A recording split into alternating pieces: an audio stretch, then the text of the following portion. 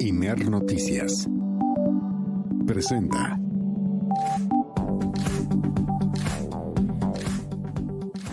¿Cómo está usted? Muy buenas tardes. Bienvenida, bienvenido, bienvenide a El Acento, tu punto de referencia.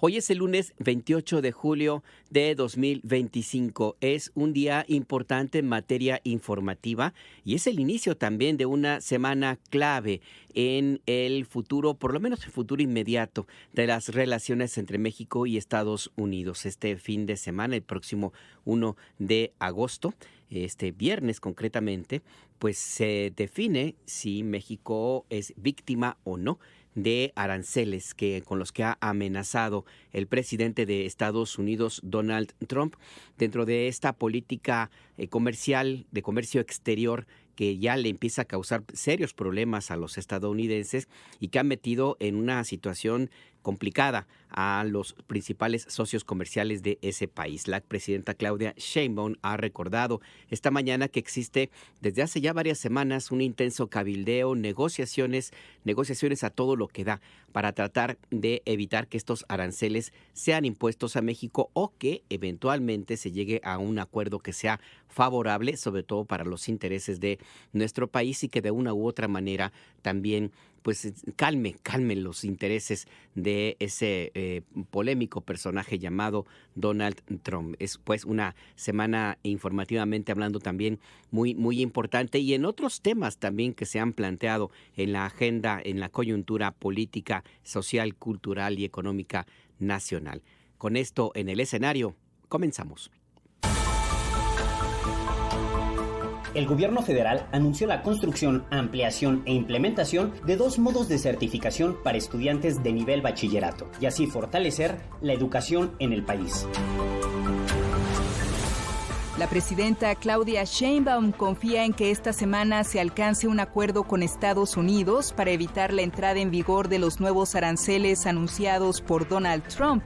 La mandataria volvió a rechazar que Estados Unidos le haya pedido la entrega de algún político mexicano por posibles vínculos con el crimen organizado. 9,400 mujeres embarazadas de la Ciudad de México recibirán un apoyo bimestral de 1,200 pesos. La jefa de gobierno, Clara Brugada, inició la entrega del programa Mujeres Sanas, Infancias Protegidas. Mientras organizaciones civiles israelíes acusan por primera vez a Israel de cometer genocidio en Gaza, israelíes continúan con su turismo de guerra para contemplar sin culpas este crimen contra la humanidad. Tras 13 años de audiencia, hoy se decide el veredicto del juicio del siglo contra el expresidente de Colombia, Álvaro Uribe, procesado por los presuntos delitos de soborno a testigos y fraude procesal. Este lunes se sabrá si el exmandatario es condenado o absuelto.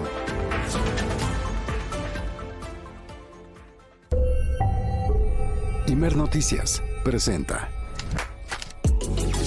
El Acento, con Alberto Nájar, tu punto de referencia.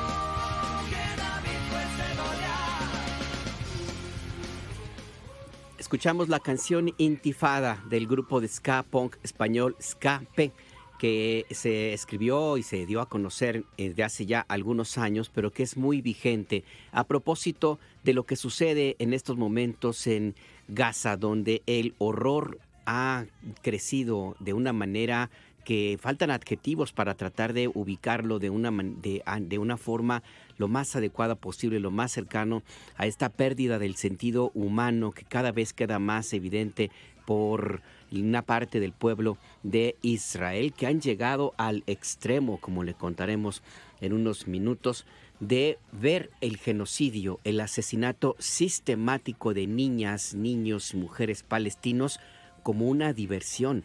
Han instalado un mirador en una zona alta de Israel, en su frontera con Gaza, la cual ha sido provista de una sombra, de sillones, de mesas para entretenerse, de un sitio para proveerse de bebidas y de alimentos para que puedan los israelíes, los judíos, contemplar lo más placenteramente posible el asesinato de miles de palestinos. Esto ha sido denunciado de una forma que ya se habían tardado mis colegas de la BBC en un documental, un mini documental, una nota que han publicado este fin de semana y que ubica en un inicio de la dimensión que cada vez queda más claro de la pérdida del sentido humano en este conflicto, en esta decisión de Israel de exterminar a el pueblo palestino. Hay inclusive denuncias que las agencias internacionales de noticias en algún momento tendrán que hacerse eco,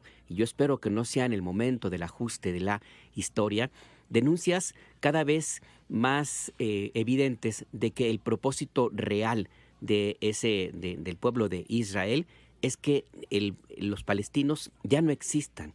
Hay ataques quirúrgicamente clasificados en contra de centros de maternidad en Gaza. Hay ataques que han sido denunciados en contra de los niños a quienes les disparan en los genitales para dejarlos incapacitados para que puedan tener hijos. Hay el ataque también que ya hemos presentado en estos mismos micrófonos en contra de los centros de registro civil, por ejemplo, de las bibliotecas, de las universidades, de las escuelas. Es un intento por borrar de la memoria al pueblo palestino, en algo que no se había visto en la historia reciente del planeta entero. Hubo un intento de borrar de esta manera en la Primera Guerra Mundial, y esto no se había definido de esta forma. Inclusive cada vez más son más evidentes y más descaradas, quiero plantearlo, los señalamientos de ministros de gobierno de Benjamín Netanyahu, que simple y sencillamente hablan de que tiene que desaparecer, que se tienen que eliminar a los palestinos y que tienen que tomarse ya decisiones para que ya no estén presentes en el planeta. En algo que tuvo un parangón y que hay que decirlo de esa manera, las palabras de estos ministros del gobierno de Benjamín Netanyahu cuando hablan de eliminar, de encontrar ya una manera definitiva para que ya deje de existir el pueblo palestino, es exactamente el mismo tema, la misma forma en la cual el gobierno de Hitler aplicó la llamada solución final. Así se llamó, la solución final en contra del pueblo judío en Europa, y que consistió esta solución final emprendida por Hitler en contra de los judíos en exterminarlos a través de las cámaras de gases. Así, con esta misma planteamiento, esta misma esencia, es la forma en la cual el gobierno de Israel empieza a tratar el tema de Gaza, del pueblo palestino, con el apoyo de sus gobiernos aliados, entre ellos la ultraderecha que representa Donald Trump. Por eso no podemos quedarnos callados ante esto que sucede en Gaza, y no podemos nosotros quitar los reflectores como han hecho otros medios privados en México y también agencias internacionales de noticias sobre esta pérdida del sentido humano que llega a niveles extremos de ver el asesinato de niñas, niños y mujeres palestinos como una manera de diversión, de pasar el fin de semana. A ese nivel ha llegado Israel.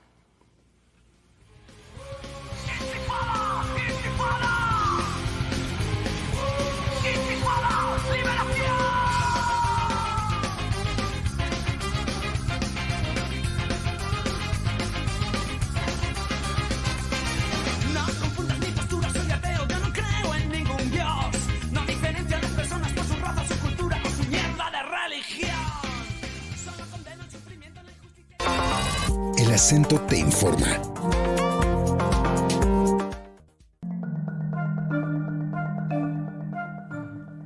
Estamos en El Acento, tu punto de referencia. Le quiero invitar a usted que se comunique a nuestras vías de contacto. Lo puede hacer a través de WhatsApp 5566-312427, 5566-312427. Nos puede escribir a @imer_noticias. Así nos ubica en X, antes Twitter, y en Threads, en Hilos, o bien en Imer Noticias. Así nos llamamos en Instagram y en Facebook. A mí me ubica en X como @a_najar.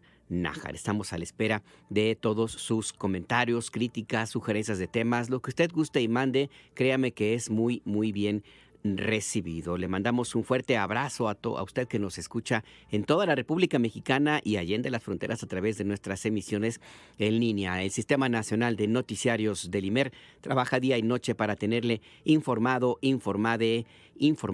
en tiempo real. Aquí en corto está José Luis Plasencia ahora en la operación y Sofía Gutiérrez en la producción. En los micrófonos, Alberto Nájar. Le quiero agradecer a Adriana Estela Flores, que estuvo la semana pasada en estos mismos micrófonos, aquí sentadita en la cabina. Muchas gracias, Adriana Estela Flores. Yo me tomé unos días de descanso que ya estaban programados y ya estamos de regreso con las pilas recargadas. Y con esta misma tónica, seguimos con la información.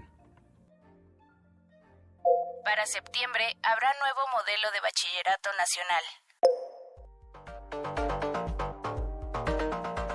En la mañanera del pueblo, en Palacio Nacional, se presentó el nuevo Sistema Nacional de Bachillerato de la nueva Escuela Mexicana, que tiene características fundamentales. Una de ellas es recuperar desde el Estado mexicano a los jóvenes que estudian bachillerato y que durante mucho tiempo, durante los gobiernos neoliberales, se les vio simple y sencillamente como una mano de obra barata. Así se les capacitaba, así era la formación después de la secundaria. No había más opciones para los jóvenes mexicanos, sino aquella de trabajar en la maquila, en las empresas maquiladoras, como buenos dependientes en los negocios, en las grandes cadenas comerciales, o como buenos empacadores, o como buenos transportistas, choferes, pero nada que tuviera que ver con una educación destinada a su integralidad como jóvenes mexicanos, ni por supuesto con la importancia que tienen para nuestro país. Esto ya empieza a cambiar y a partir de septiembre se da la siguiente etapa de este nuevo modelo de la nueva Escuela Mexicana. Y sobre este tema, Abye Vargas nos cuentas. Buenas tardes, Abye, adelante con tu información. Muy buenas tardes, Alberto, y a todo el auditorio de Imer Noticias. Pues sí, además de que se profesionaliza, pues además se expande y se incluyen nuevas materias, pero vámonos por el principio. Pues el gobierno federal presentó el nuevo Sistema Nacional de Bachillerato de la nueva Escuela Mexicana, que fortalece planes de estudio de nivel preparatoria y otorga únicamente 2 certificados, uno de Bachillerato Nacional y otro de Bachillerato Técnico. La subsecretaria de Educación Media Superior, Tania Rodríguez Mora, precisó que el certificado de Bachillerato General va a permitir la continuidad de formación a nivel licenciatura, mientras que el de Bachillerato Tecnológico es un conjunto general de materias con competencia laboral extendida. Recordemos, Alberto, que anteriormente o actualmente, pues algunos bachilleratos pues tienen su plan de estudios y estos no se complementan o no están homologados y obviamente pues no tienen la misma profesionalización que tienen otros. Escuchemos a la subsecretaria de Educación. Todas estas decisiones curriculares nos permiten integrar por primera vez lo que llamamos el Sistema Nacional de Bachillerato de la nueva Escuela Mexicana. Y en este sistema y esta forma de organizar los currículums, las materias, las cargas horarias, nos permiten otorgar 2 tipos de certificados. El certificado de terminación de estudios del Bachillerato Nacional, único para todos los estudiantes, y un certificado de formación profesional, donde se va a destacar los distintos niveles de formación profesional que tengan los estudiantes. Y bueno, algo muy importante, Alberto precisó que en la de Bachillerato Tecnológico, pues los planes de estudio se vinculan con universidades y en virtud del Plan México. Esto pues con el objetivo de cubrir las necesidades del contexto en el que vive el país y así tener una mayor oferta laboral los jóvenes. Escuchemos. Bueno, con estos cambios curriculares, hoy tenemos en realidad 2 grandes opciones. el bachillerato general, que va a compartir el currículum fundamental más un pequeño segmento de formación laboral básica. Y el bachillerato tecnológico, que va a compartir también este conjunto general de materias con competencias laborales extendidas. En cualquiera de los dos casos, y ustedes lo vieron en el segmento del mapa curricular que les presenté, hay una intención formativa integral. Y bueno, anunció que además trabajan con la Universidad Nacional Autónoma de México, la UNAM, y con el Instituto Politécnico Nacional, así como con la UAM y el Tecnológico de México, para la certificación de todas las carreras técnicas, tecnológicas y los programas de formación básica. Es decir, que los certificados estarán avalados por estas instituciones. Además, Tania Rodríguez indicó que han tenido foros y han propuesto nuevos planes de estudio formativo técnico para impulsar carreras como microelectrónica e inteligencia artificial. Así lo dijo. Muy ambicioso también plan de apertura de nuevas ofertas educativas que van a estar en esas prepas de las cuales el secretario nos habló y que van a integrarse y sumar al conjunto adicional de todas las otras ofertas educativas. Así estamos abriendo carreras de ciberseguridad, de gestión e innovación turística, de inteligencia artificial, de electromovilidad, y el próximo año también estamos terminando todas estas inteligencia de negocios, nanotecnología, e-commerce, sistema de software embebido, que supone un ejercicio muy profundo de transformación de nuestras escuelas, de nuestros planes y programas de estudio, y que abonan a una formación integral de los y las jóvenes. Y bueno, Alberto, y al auditorio comentarles que no nada más se está fortaleciendo el plan de estudio de la educación, sino también se está innovando, implementando pues la nueva tecnología, que es muy importante pues resaltarlo para las nuevas ofertas laborales para todas y todos los jóvenes. Y bueno, ante esto, ¿cuándo inicia este nuevo sistema? Pues la presidenta de la República, Claudia Sheinbaum, informó que inicia el próximo mes de septiembre y destacó la formación académica y la homologación de los planes de estudio para formar estudiantes profesionales. Además, pues reiteró que la UNAM, el Politécnico Nacional y el Tecnológico de México, así como universidades estatales, respaldan los certificados emitidos por los bachilleratos. Escuchemos.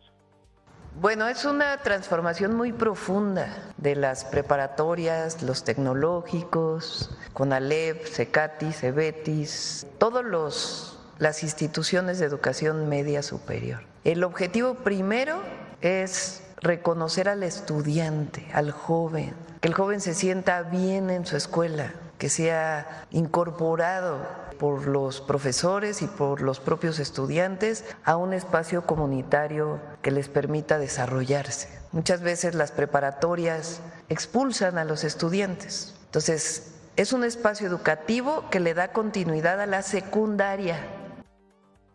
Y bueno, la presidenta destacó que durante su administración se ha impulsado y fortalecido el sistema educativo del país y resaltó la importancia que tiene que hacer el gobierno federal en este sector, en los trabajos, precisamente para que pues los jóvenes no dejen la escuela. Así lo dijo. Durante años esta mención de los jóvenes de que ni estudian ni trabajan, además de que representó pues todo el periodo neoliberal que no atendió a los jóvenes, también era una idea de que era responsabilidad del joven si no estudiaba o no trabajaba, y daba la idea de que el Estado no tenía que hacer nada porque era la responsabilidad del joven. Nosotros pensamos todo lo contrario. Además de Jóvenes Construyendo el Futuro, que es un programa que continúa y que hoy es constitucional, estamos ampliando el número de preparatorias y el número de universidades, o la matrícula sobre todo, que es la nueva Universidad Nacional Rosario Castellanos, el fortalecimiento de las universidades Benito Juárez, pero además trabajando con las universidades públicas y los institutos, que haya más espacios para que los jóvenes puedan entrar a la universidad. Y bueno, precisamente para eso, para cerrar totalmente este plan, pues el secretario de Educación Pública, Mario Delgado, informó sobre la construcción de 20 nuevas preparatorias, la ampliación de 33 más y la reconversión de 35, las cuales pues son secundarias de día y preparatorias serán por la tarde, las cuales darán 37,500 nuevos lugares, Alberto. Además indicó pues con el programa de La Escuela es Nuestra, pues por primera vez se va a dar a escuelas de educación media superior 6,000 más bien 4.500 millones de pesos precisamente para que puedan renovar, rehabilitar todas sus instalaciones de acuerdo a las necesidades que digan precisamente pues los profesores. Así lo dijo el secretario de Educación. Bueno, son 37.500 nuevos lugares y 20 preparatorias nuevas que ya se están construyendo, ya se hicieron las licitaciones, ya lo habíamos presentado aquí. El secretario de Obras, la Secretaría de Obras tiene a cargo el SICT, tiene a su cargo la construcción de estas preparatorias. También se están ampliando 33 bachilleratos que tienen mucha demanda, que tienen alumnos que no alcanzan lugar. Esa es la información, Alberto. La información puntual. Gracias, Xavier Vargas.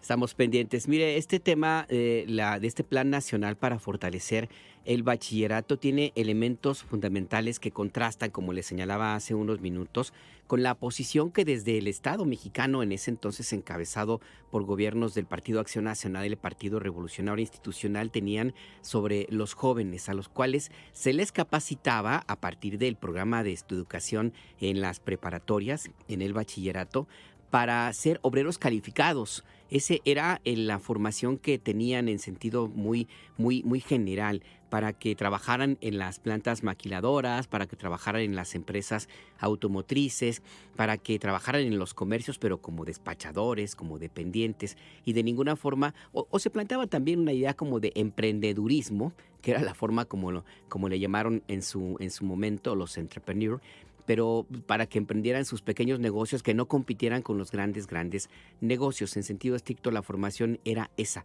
tener mano de obra calificada que les sirviera al modelo económico que existía en ese momento. Ahora, la propuesta que se tiene con este nuevo Sistema Nacional de Bachillerato es dar, sí, una capacitación técnica en las áreas que tienen, necesidades del sector productivo de México, que no podemos desligarlo de esa manera. 2, de las áreas de la competencia global, la competencia internacional. Me refiero, por ejemplo, a la propuesta de la capacitación en la inteligencia artificial. Y 3, sobre todo, también se les da un modelo de formación social que antes no existía. Recuerde usted que en la época del gobierno de Vicente Fox se abolieron unas clases de civismo en la primaria, con la idea, con la esperanza de borrar la historia y de creer que a partir de esa desmemoria que es la apuesta de los gobiernos de ese tipo, pues se podía construir un país muy a su beneficio, pero no de las personas, no de los mexicanos, sino a beneficio de los empresarios que apoyaban a Vicente Fox y a este impresentabilérrimo personaje que fue impuesto en el gobierno de México, y después también de otros gobiernos del Partido Revolucionario Institucional, es decir, que fueran básicamente personas que no pensaran, que no fueran críticos, que simplemente obedecieran y que tuvieran la productividad al 100%, esa palabra que durante mucho tiempo se estableció como el modelo a seguir.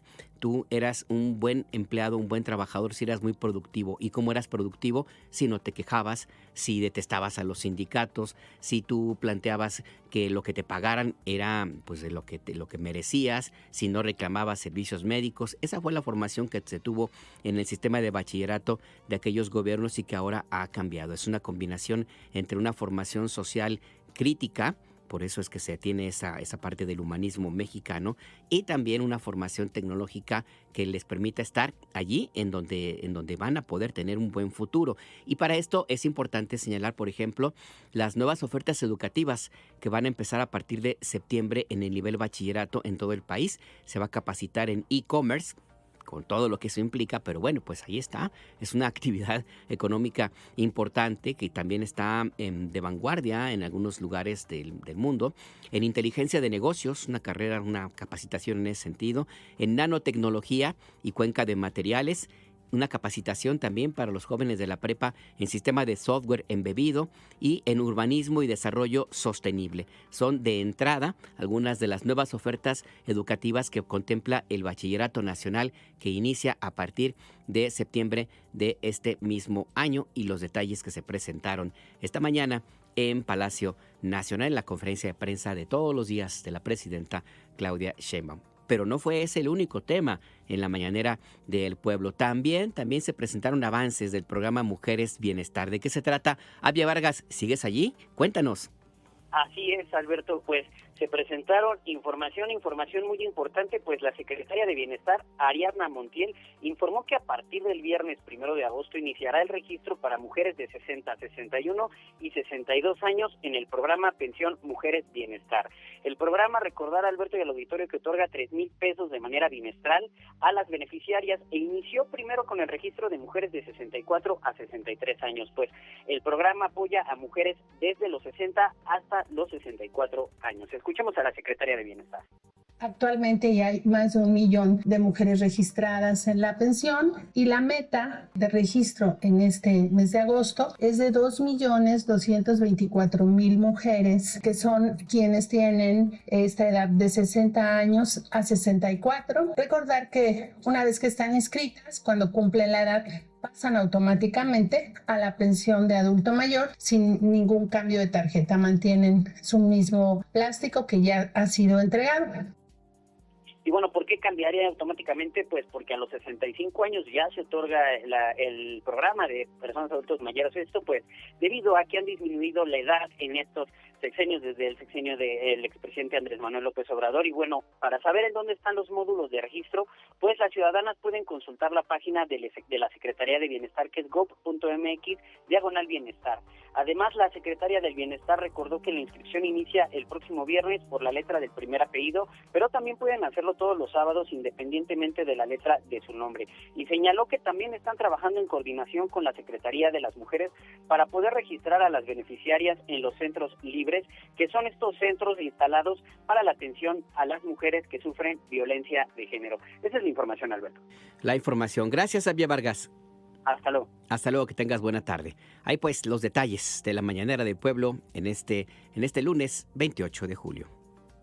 Habrá acuerdo con Trump por el tema de aranceles, confía Sheinbaum. Pero como diría el clásico, ¿se acuerda usted de Raúl Velasco? Usted tiene algunos años, se recordará de ese personaje de la televisión mexicana que decía, ¿aún hay más? Pues sí, aún hay más sobre la Mañanera del Pueblo. Y es que uno de los temas centrales, como le comentaba al inicio de este espacio informativo esta semana, es la amenaza de Donald Trump de imponer aranceles a nuestro país y a prácticamente todos los países con los cuales tiene relación comercial Estados Unidos. Ya este fin de semana se llegó a un acuerdo con la Unión Europea, un proyecto que ha sido muy, muy cuestionado por los europeos, que ya han encontrado, que califican a la presidenta de la Unión Europea, Ursula von der Leyen, como una política que ha aceptado sin ambajes, como sumisa ante Donald Trump, que cedió prácticamente todo, pero bueno, pues es el estilo de negociar de este personaje, el presidente de Estados Unidos, que ha dicho que va a poner aranceles a medio mundo. Recuerda usted que aquí también se lo comentamos en su momento, cómo le puso aranceles en su lista de los países sancionados muy al inicio del gobierno de Donald Trump a las Islas Marshall, estas islas que están habitadas sobre todo por pingüinos. Y pues a ese nivel llega la ignorancia del gobierno de Estados Unidos de aplicar aranceles a una nación que no tiene más allá de pingüinos, olas, rocas, playa, y ahí se acabó la historia. Pero bueno, ese es otro tema. El asunto es que esta semana se define si hay o no aranceles en contra de México, y la presidenta Claudia Sheinbaum recordó que existe desde hace varias semanas un equipo negociador que está permanentemente en contacto con el gobierno de Estados Unidos para tratar de evitar esta sanción económica. La información nos la presenta Ana María Muñoz. La presidenta Claudia Sheinbaum confió en que se alcanzará un acuerdo comercial con Estados Unidos antes del viernes 1 de agosto, cuando entrarán en vigor los nuevos aranceles del 30% anunciados por el presidente de ese país, Donald Trump. Seguimos platicando hay un acuerdo que firmaron con Japón, con la Unión Europea ayer, con otros países, y nosotros esperamos un acuerdo esta semana. Entonces, lo vamos a seguir informando. Pero digamos, ¿eso usted estaría cierta de eso o qué es lo que detiene este acuerdo? Con las pláticas que estamos teniendo, obviamente, Estados Unidos tiene su posición, nosotros nuestra posición, pero creemos que vamos a llegar a un acuerdo. La mandataria dijo que los aranceles fue uno de los temas que se abordaron durante la reunión que sostuvo el pasado viernes con el embajador de Estados Unidos en México, Ronald Johnson, y congresistas republicanos y demócratas en Palacio Nacional. Bueno, los congresistas no participan pues en este proceso de diálogo que tenemos con el gobierno de Estados Unidos sobre los aranceles, pero nos pidió el embajador de Estados Unidos que lo recibiéramos. Son congresistas republicanos y una congresista demócrata, y lo recibimos, platicamos de la política de seguridad que tenemos, desde nuestra perspectiva, los efectos que tienen los aranceles para la relación México-Estados Unidos.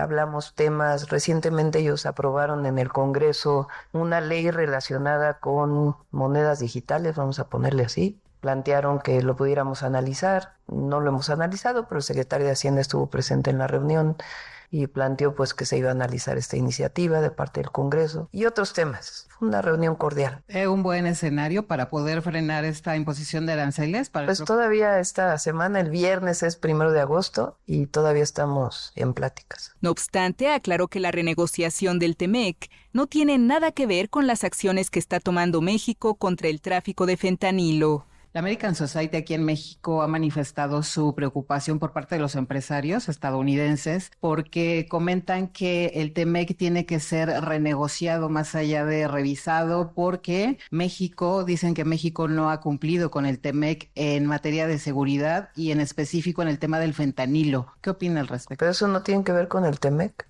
es otro tema. Y como lo hemos dicho, estamos trabajando conjuntamente en temas de seguridad con Estados Unidos, sin injerencismo, sin intervencionismo, sin subordinación. Bajó en 50% el cruce de fentanilo de octubre a la fecha, de México a Estados Unidos, reconocido por las agencias estadounidenses. Estamos trabajando conjuntamente, pero el TEMEC no tiene que ver con el fentanilo. En este sentido, la presidenta volvió a rechazar que Estados Unidos le haya pedido la entrega de algún político por posibles vínculos con el crimen organizado. Absolutamente falso, de toda falsedad. Es esta pretensión de algunos columnistas de querer dar la idea, que además, increíble, ¿cuáles son sus fuentes? ¿Cuáles son de querer dar a conocer de que ellos tienen muchos contactos y que tienen información privilegiada? Nada más que sus contactos y su información privilegiada pues no tiene ninguna información privilegiada, porque es absolutamente falso. Primero porque nosotros no aceptamos injerencismo. Hay convenios,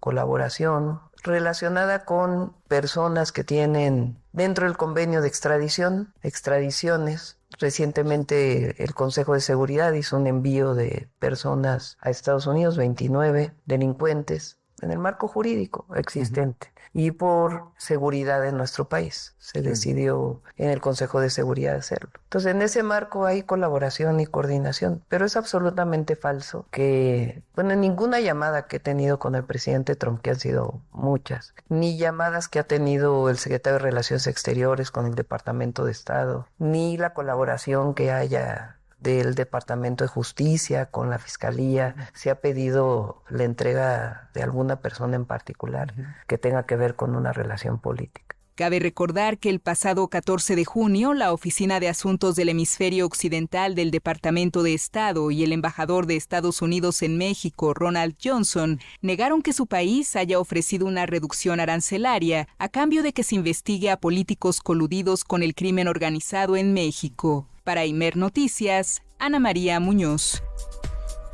Ahí está pues la conversación, lo que ha dicho la presidenta Claudia Sheinbaum sobre estas negociaciones que ya están en unos cuantos días de tener los resultados que se esperan. Y por cierto que se reunió la presidenta Sheinbaum con un grupo de legisladores enviados por Donald Trump. La presidenta ofreció algunos detalles sobre esta reunión. En realidad estos legisladores pues llegaron pues básicamente con temas que no necesariamente tienen que ver con el Tratado México, Estados Unidos y Canadá o con las relaciones comerciales entre ambos países. Llegaron a promover los bitcoins, esta criptomoneda de las cuales los hijos de Donald Trump son algunos de los grandes empresarios y no tienen mucho. Empezaron con este negocio de los bitcoins, de las criptomonedas, cuando llegó su papá a el gobierno de Estados Unidos el pasado 20 de enero, que están haciendo un gran negocio con esta y otras actividades vinculadas con el quehacer político de Donald Trump. Llegaron a negociar más bien criptomonedas y en esto no hay que perder de vista algunos de los personeros que existen en nuestro país que están también en esa misma dinámica y que se unen por un asunto que le platicaremos en unos minutitos y que tiene que ver con un proyecto ideológico antiderechos, antivida, y que va con todo a favor de la ultraderecha. Uno de los promotores centrales, fíjese nada más, otra de las grandes características de este polémico empresario, Ricardo Salinas Pliego, también es un gran promotor de las criptomonedas. Él dice que los que no invierten en criptomonedas son unos con la palabra P. Ahí lo voy a dejar. ¿Por qué? Pues porque él es un negociante de criptomonedas. ¿Y por qué? Pues porque Donald Trump también es negociante de criptomonedas, porque sus hijos se están haciendo millonarios con las criptomonedas y mandan a legisladores y políticos a negociar con los socios comerciales para tratar de ganar más dinero. Ese es el sino de ese mismo cariz, el mismo perfil ideológico en el cual se inscriben varios políticos mexicanos. Pero bueno, dentro de todo esto mismo que le comento, pues está también el asunto del crecimiento de la participación mediática de personeros de la derecha. La presidenta Claudia Sheinbaum le pidieron su opinión sobre justamente este tema de la presencia cada vez más abierta y sin pudor, le quiero llamarlo, de la derecha en México. La presidenta señaló que México vive un proceso de transformación social, política y cultural después de varios años de gobiernos neoliberales que promovían la superación a costa de los demás y que despreciaba, entre otros, a los pueblos originarios. Sobre este mismo tema, la presidenta presentó en la Mañanera del Pueblo un mensaje que publicó hace unos días el expresidente Vicente Fox Quesada, militante del Partido Acción Nacional, donde hablaba que el expresidente Andrés Manuel López Obrador, pues cada semana se va en secreto, en vuelos secretos a otros países. Vamos a escuchar a la presidenta Sheinbaum. Me estoy acordando de un tuit que subió Fox. Fíjense la derecha mexicana en qué está. Porque es importante que los jóvenes vean esto. O sea, un expresidente de México diciendo mentiras, inventando que el presidente López Obrador vuela toda la semana. ¿Cómo dice? A ver, ponlo. Los vuelos secretos de López Obrador, que vuela todas las semanas.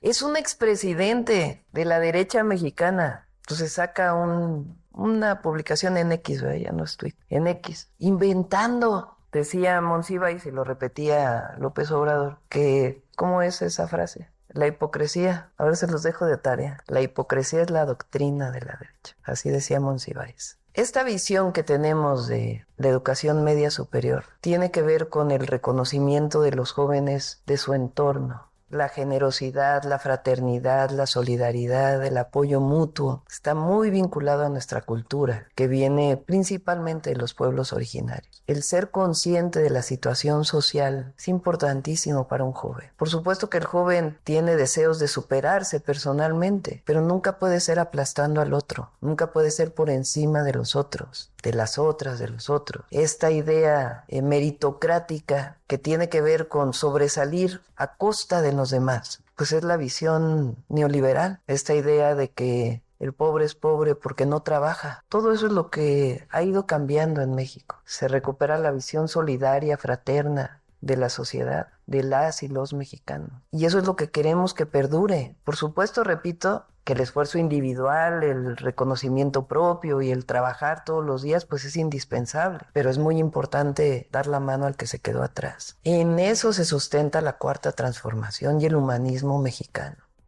Ahí pues lo que señala la presidenta Sheinbaum, la frase es: la doctrina de la derecha es la hipocresía. La doctrina de la derecha es la hipocresía, decía Carlos Monsiváis. Y por cierto, esto tiene consecuencias y se refleja en las encuestas electorales que ubican a los partidos que profesan esta ideología en un nivel muy, muy bajo, a niveles inclusive históricamente bajos. Escuchemos a la presidenta.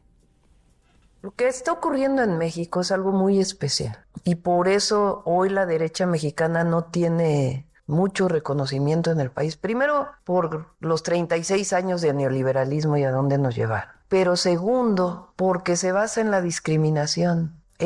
Todo ese periodo neoliberal. La idea de el mercado como la máxima. Eso cambió ya en México. y el reconocernos en nuestra historia y en la grandeza de las naciones, pueblos, civilizaciones que existieron en nuestro territorio antes de la llegada de los españoles es algo importantísimo, porque durante años se quiso despreciar al indígena. Y nosotros es todo lo contrario, es el reconocimiento y el orgullo nacional de dónde venimos, porque no importa si venimos de un origen ancestral indígena, si llegamos a México y nos hicimos mexicanos hace 10 años, todos tenemos la responsabilidad de reconocer la grandeza de los pueblos originarios, de entonces y de ahora. Porque de ahí venimos como mexicanos. Por supuesto que estamos abiertos al mundo y tenemos que mirar lugares donde tienen grandes experiencias, pero el orgullo nacional y el orgullo de dónde venimos es algo que tenemos que seguir reconociendo. Y eso es lo que la derecha no puede, porque la derecha no reivindica a Juárez, la derecha no reivindica ni a Carranza, la derecha no reivindica a Villa Zapata. La derecha no reivindica a Lázaro Cárdenas, la derecha no reivindica ni a Guadalupe Victoria, la derecha reivindica a Miramón, que fue a pedir que un emperador europeo viniera a gobernar México, o a Santana. Esa es la herencia de la derecha en México. Así, claramente, esa es la herencia de la derecha en nuestro país. Y yo diría que también pues es la bandera actual, porque son los mismos argumentos que presentan y ya con vamos a decirlo de esta manera, pues ha provocado un fenómeno como de imitación, porque hace unos años el que era entonces presidente del Instituto Nacional Electoral, Lorenzo Córdoba Vianello, pues se refirió de una manera absolutamente reprobable, discriminatoria, en contra de un grupo de personas de un pueblo originario que llegaron a una audiencia con el presidente del INE para reclamar sus derechos políticos, y Lorenzo Córdoba se burló acremente de estas personas y también de los padres, familiares de los estudiantes desaparecidos de Ayotzinapa. El tema cobra vigencia porque Lorenzo Córdoba ha llevado un amparo que está en la Suprema Corte de Justicia de la Nación, en donde exige que se borre una referencia de este acontecimiento, de esto que ocurrió hace algunos años, hace 10 años, en 2015, y que está escrito en los libros de texto gratuito como parte de un ejemplo de lo que es la discriminación desde el poder, desde funcionarios públicos. Lorenzo Córdoba no quiere que los niños sepan quién es él, y quiere que se borre esa parte de la historia. El tema llegó de nuevo a la mañanera. Escuchemos. Esta visión colonial, porque es una visión colonial de las castas, de la colonia, pues permaneció durante muchos años y todavía algunos lo creen. Todavía hay mucha discriminación, racismo, clasismo. No existen, el otro día escuché, no sé quién lo dijo, no existen las razas en los seres humanos porque no está reconocida la raza biológicamente. Son orígenes étnicos distintos, pero sí hay racismo. Y eso se tiene que erradicar, decía yo, no solamente por justicia, sino por necesidad. Es una obligación que no haya racismo en México. Y hay que estarlo mencionando y diciendo, porque todavía existe. Bueno, Lorenzo Córdoba, que ahora quiere que se saque de los libros de texto su dicho, a ver si lo tienes por ahí, vamos a repetirlo, porque es muy importante. O sea, ¿cómo es posible que el presidente del Instituto Nacional Electoral en su momento se refiriera a personas que vienen de un pueblo indígena de la manera en que se refirió? Lo va a revisar la Corte y están proponiendo darle la razón. ¿Qué opina, presidenta? Pues lo que decía la Corte, lo que nosotros tenemos que insistir, todos, porque esta es una responsabilidad de todos, y quien esté a favor de alguien que habla así, está violentando no solamente los derechos, sino la dignidad de las personas. Esta manera de reírse de la forma de hablar de una persona que viene de un pueblo originario, de un pueblo indígena, presidente del INE. Por cierto, ellos son los que dicen que somos autoritarios, ¿eh? ¿O que no es autoritaria esa forma de hablar? ¿O no, eso no? Nosotros tenemos que insistir todos los días que no puede haber racismo. La ultraderecha estadounidense en casa. Republicanos buscan crear partido político en México. Y como diría Ripley, aunque usted no lo crea, pero sí Sí, hay un grupo de ciudadanos estadounidenses, mexicoestadounidenses, también otros solamente estadounidenses, y otros mexicanos que están bien entusiasmados, bien entusiasmados con la idea de que en México exista el Partido Republicano, que sea una copia, ya ni siquiera, creo yo, vamos a definirlo bien, ya ni siquiera a la tesis de los documentos básicos del Partido Republicano. No, es un partido trumpista. Este fue uno de los temas que publicó hace unos días el portal periodístico Sin Embargo, y conversamos esta tarde con Álvaro Delgado, director de investigación de este medio de comunicación. Mi querido Álvaro, ¿cómo estás? Buenas tardes. ¿Cómo te va? Me da mucho gusto saludarte a ti, a tu auditorio. Estoy a tus órdenes. Cuéntanos, ¿cómo está eso de que quieren fundar el Partido México Republicano? ¿De qué se trata, Álvaro? Bueno, efectivamente, una de mis, digamos, especialidades informativas ha sido registrar no solamente en general la actividad política de México, sino de manera particular la derecha en México. Y como parte de este escrutinio que trato de tener como periodista de las fuerzas de la derecha en México, bueno, el hecho de que haya mexicanos que quieran constituir partidos políticos, en este caso dos, con una muy clara orientación hacia Estados Unidos y particularmente hacia el gobierno de Donald Trump, pues considero que es un asunto de interés público. Uno de esos partidos efectivamente es México Republicano, que es una asociación que busca convertirse en partido político y que claramente se identifica con la ideología de Donald Trump. Desde el nombre mismo, México Republicano, pues claro que tiene una identificación con el partido político en el que milita Donald Trump, pero no solamente eso. El secretario general de México Republicano es un estadounidense, Grisha Ritter, quien por muchos años fue vocero del Partido Demócrata de Estados Unidos en México.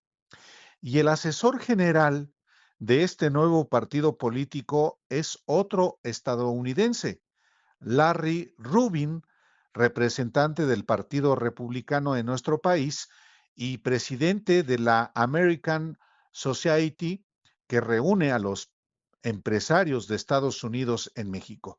Y es un asunto que es importante porque, como otras asociaciones políticas, están hoy buscando el registro como partido político. México Republicano está organizando asambleas, está afiliando mexicanos para constituir este partido. Ya veremos si les alcanza, pero por lo pronto sí es un asunto de primera importancia que exista esta organización que quiera ser un partido en buena medida a imagen y semejanza del Partido Republicano de Donald Trump. Álvaro, ¿cuáles son las tesis? ¿Cuál es el propósito o documentos básicos, si es que han llegado a eso, de este nuevo partido? ¿Qué es lo que buscan? Bueno, lo que todavía no se llega a esa etapa porque lo que se ha iniciado es a partir de la intención de crear un partido político. Vendrá en su momento, por supuesto, satisfacer los requisitos de una plataforma electoral, de una declaración de principios, de estatutos.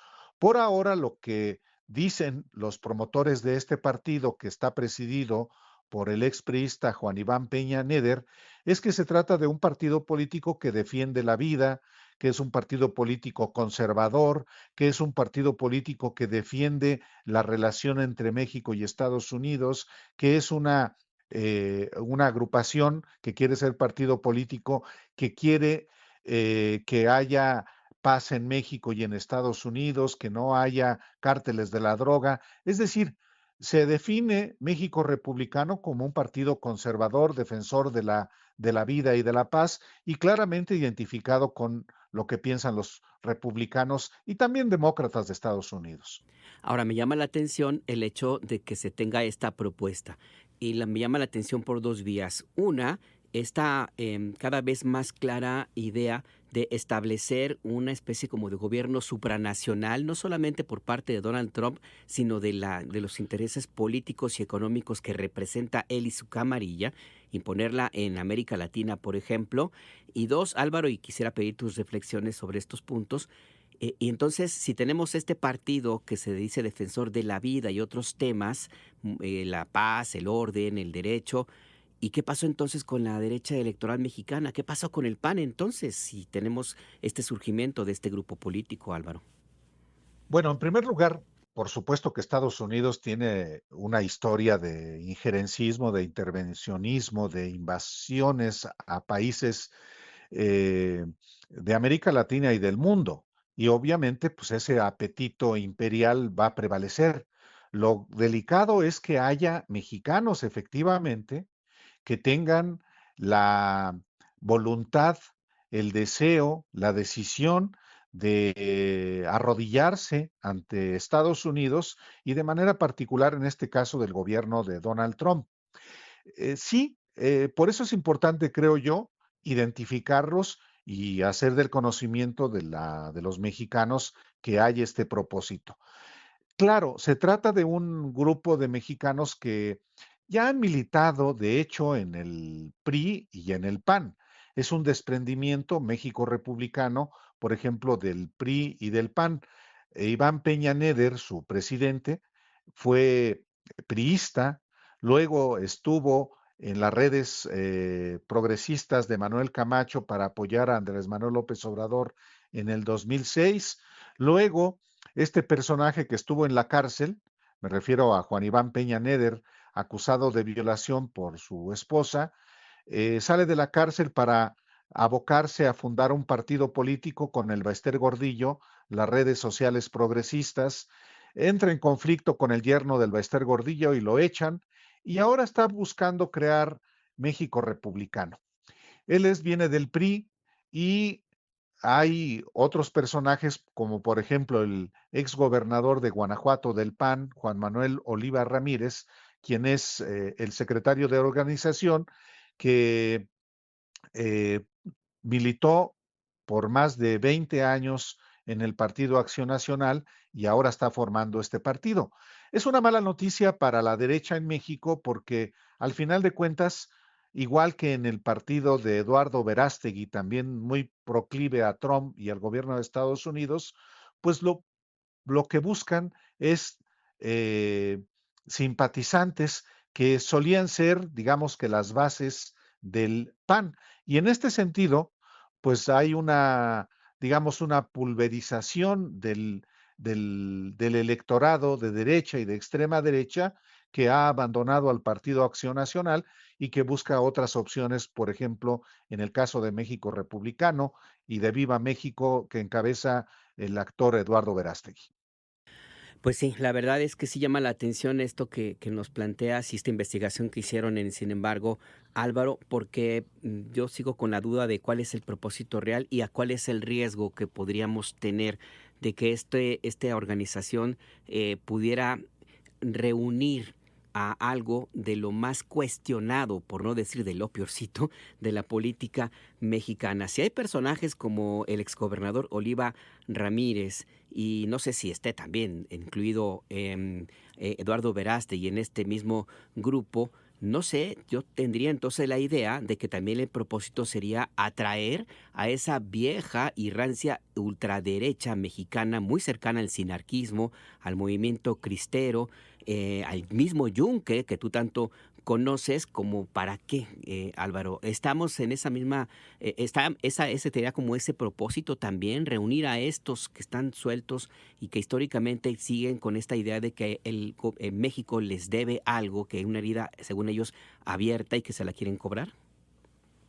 Miren, en primer lugar, son dos proyectos, el de Eduardo Verástegui, que quiere construir su propio partido político, Viva México le llama, y el otro proyecto de otro partido político es el México Republicano de Juan Iván Peña Neder. Fueron aliados y en realidad son aliados, pero ahorita están por el momento marchando cada quien por su lado.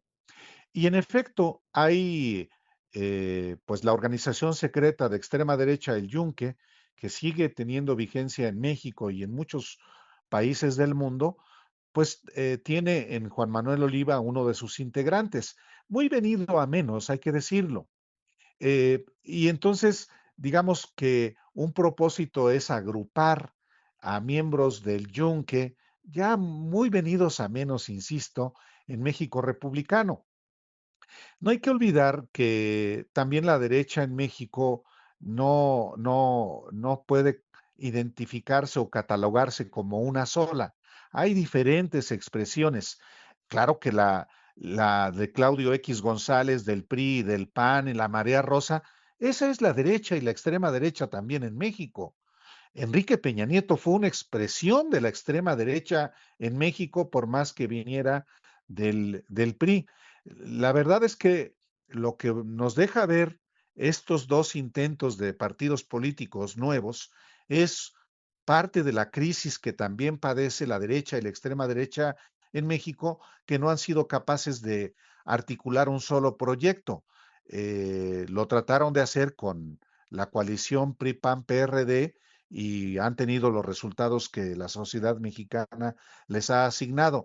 Ahora hay estos intentos, creo que no van a ser exitosos, pero no porque no lo sean, habrá que dejar de observarlos. Lo más importante es que los mexicanos observen este tipo de maniobras, particularmente arrodillándose a Estados Unidos y arrodillándose a un hombre que desprecia profundamente a los mexicanos, como es Donald Trump. Y que, de acuerdo con encuestas que se han dado a conocer, pues tiene un nivel de popularidad bastante bajo en nuestro país, Álvaro. Trump, sin duda. ¿Quién puede apoyar a un sujeto que agrede, que desprecia, que maltrata a los mexicanos que van a trabajar a Estados Unidos? Pues solamente los traidores a la patria, los vendepatrias, como estos personajes que se le arrodillan a Donald Trump. Pues estaremos muy pendientes de cómo sigue este tema que ustedes han dado a conocer en Sin embargo, Álvaro Delgado, y por lo pronto te agradezco esta conversación con la audiencia de Imer Noticias. Hasta luego, muchas gracias. Que tengas un buen día.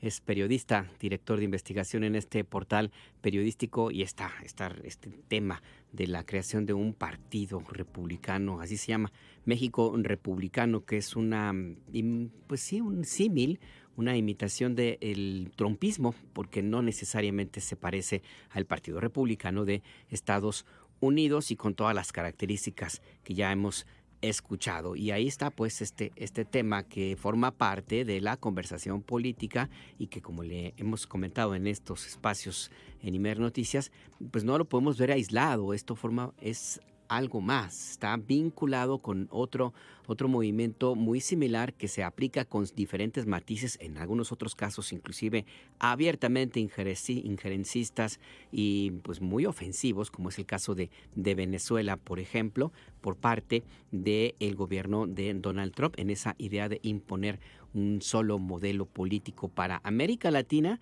y en Europa, aunque en Europa tiene ya sus aliados que están muy, muy aventajados. Nada más hay que ver de qué lado camina la primera ministra de Italia, Giorgia Meloni. Pero ¿de qué se trata este asunto? Tenemos más detalles sobre este partido republicano que ahí está presente, que nuestra compañera Jessica Lear nos preparó esta pieza.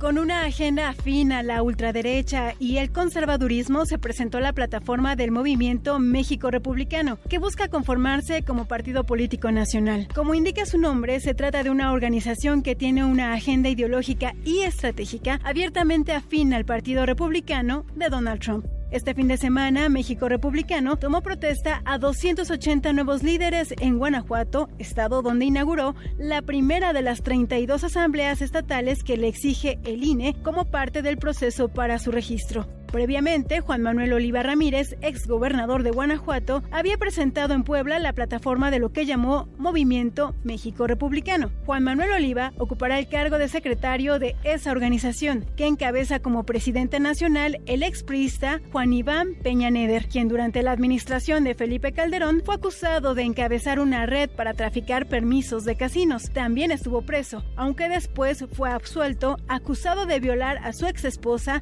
Talía Vázquez Alatorre, quien atribuyó la liberación de Peña Neder y otro de sus 3 violadores a las amenazas contra el juez y a la sociedad que, afirmó, tuvo su exmarido con el panista Roberto Gil Suart. Fundó en 2019, junto con Elbester Gordillo, el partido Redes Sociales Progresistas, pero fue expulsado por controversias con Fernando González Sánchez, yerno de Gordillo. La organización México Republicano se define como una estructura de vanguardia conservadora, integrada por ciudadanos comprometidos con la seguridad, la familia y el desarrollo económico del país. Escuchemos solo algunas de sus propuestas con posturas conservadoras y de ultraderecha que se delinean en un video de presentación por su presidente nacional, Peña Neder. Para romper este centenario ciclo, proponemos crear un movimiento republicano y conservador que parte del otorgamiento de propiedad, de derechos y del desarrollo de las potencialidades económicas de todo nuestro territorio. En materia de seguridad pública, contundentemente sostenemos que las fuerzas del Estado deben prevalecer. De ser preciso, suspender las garantías constitucionales y desarmar en forma inmediata al narcotráfico. Exigimos la inmediata desamortización de las llamadas tierras nacionales o ejidales y comunitarias, creando un programa especial de justas indemnizaciones para sus actuales propietarios, dado que estas generalmente son improductivas, ahogan el adecuado crecimiento urbano y generan un costo especulativo sobre la tierra que en México impacta en forma determinante en el costo de las viviendas. Que el Servicio Militar Nacional sea reactivado y obligatorio para que la juventud mexicana sea formada en valores de lealtad a la patria, que el sistema educativo nacional se rediseñe, dejando de gastar cantidades enormes e injustificadas en ingresar a titular profesionistas que no encontrarán trabajo en su ámbito de preparación. Las prisiones deben ser solo para sentenciados. Deben liberarse todos aquellos que no hayan sido sentenciados en un año, como lo prevé la actual Constitución, sujetos a localizadores y a oficiales de revisión de conducta. Nuestra relación comercial y política más importante en el mundo es con los Estados Unidos de América. Necesitamos resolver nuestra carga histórica y cultural, asumiendo una profunda alianza con nuestro vecino que nos permita potenciar la enorme ventaja de tener 3,000 kilómetros de frontera con el primer consumidor internacional. Nuestro movimiento, basándose en los principios republicanos de más ciudadanía y menos gobierno, es la única vía que a México permitirá un crecimiento sostenido de 8 puntos porcentuales del PIB anualizado. Desde el momento en que asumamos el poder, estableceremos nuestras políticas por los próximos 20 años.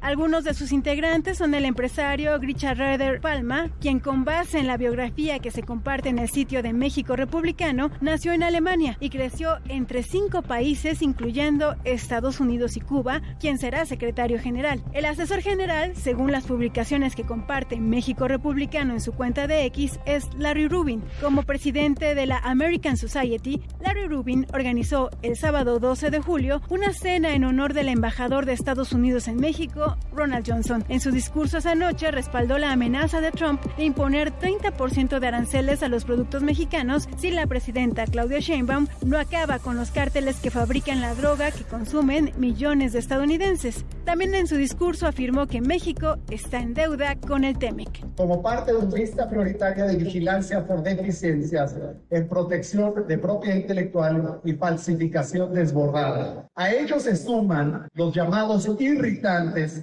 pendientes del propio tratado. Irritantes que hoy ya no son detalles técnicos, son obstáculos serios al desarrollo compartido. Lamentablemente podemos concluir que México le debe al TEMEC. Si México quiere mantener y fortalecer su lugar en América del Norte, debe cumplir, no parcialmente, no simbólicamente, debe cumplir plenamente lo que acordó. Para Imer Noticias, Jessica Leal. Y es que el injerencismo de Estados Unidos ha tenido siempre grandes promotores en nuestro país y en su momento se ha planteado con varios pretextos.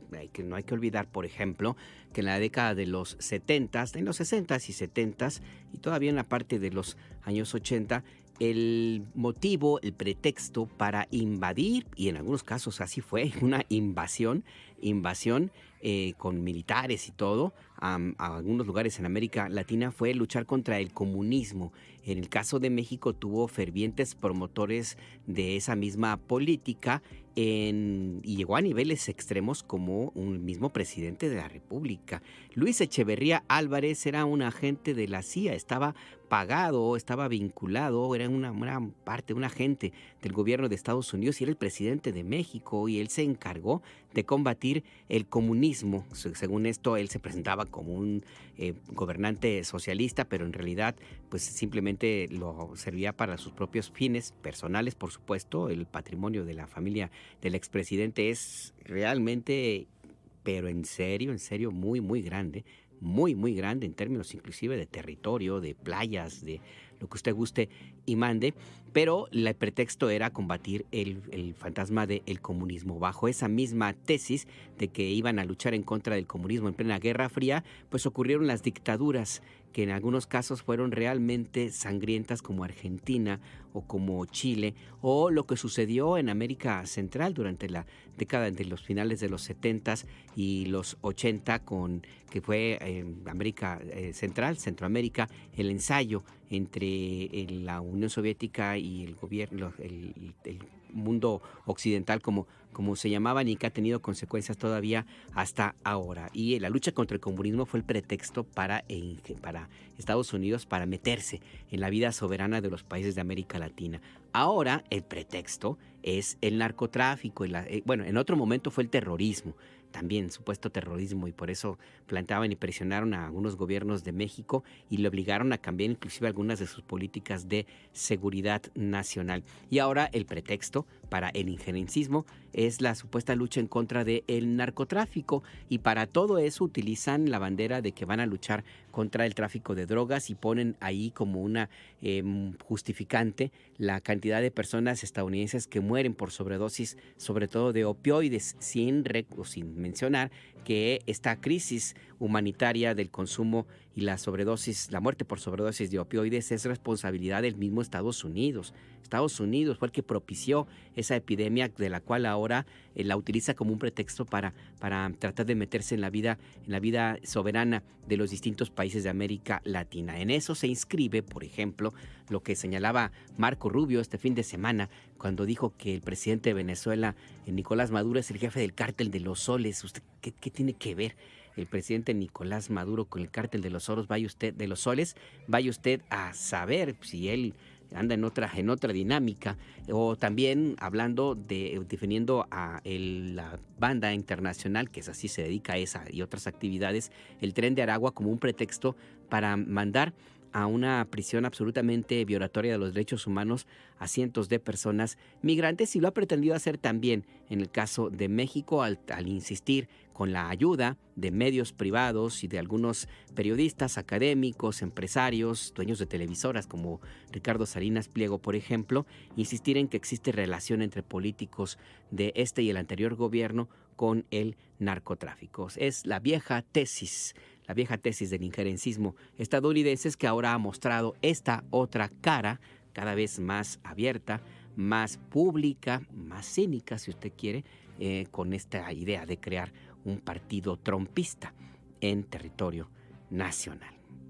Vaya cosa.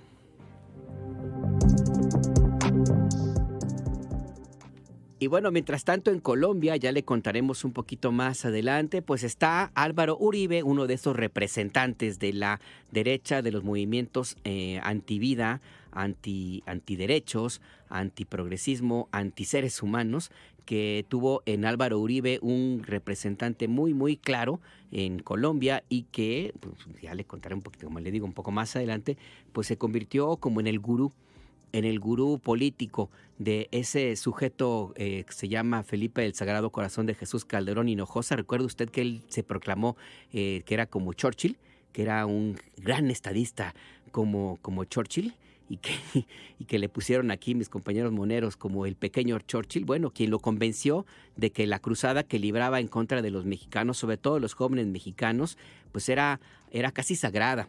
Era sagrada, era un destino manifiesto. Bueno, entre quienes le convencieron de eso, pues estaba Álvaro Uribe, que está sujeto a proceso judicial en Colombia y este mismo día se sabrá cuál es su destino. Y a propósito de esto, mientras sabemos qué es lo que sucede con este personaje, Álvaro Uribe, pues vamos a ponernos un poquito alegres porque Colombia es muchísimo más que todo lo que se pretende, lo que se presenta en agencias internacionales y lo que nos quieren hacer creer. Colombia no es Álvaro Uribe, Colombia no son los paramilitares, Colombia no es, pero por supuesto que no, Iván Duque, no es la ultraderecha, no es la muerte. Colombia es vida, una gran vida. Acordate, Moralito, de que el día que estuviste en Urumita y no quisiste hacer parranda y fuiste de mañanita, sería de la misma rabia. Te fuiste de mañanita, sería de la misma rabia. ¡Upa! ¡Ay, hombre! En mi nota soy extenso, a mí nadie me corrige. En mi nota soy extenso, a mí nadie me corrige. Para tocar con Lorenzo, mañana sábado día de la Virgen. Para tocar con Lorenzo, mañana sábado día de la Virgen. Me lleva él o me lo llevo yo, pa' que se acabe la vaina. Me lleva él o me lo llevo yo, pa' que se acabe la vaina.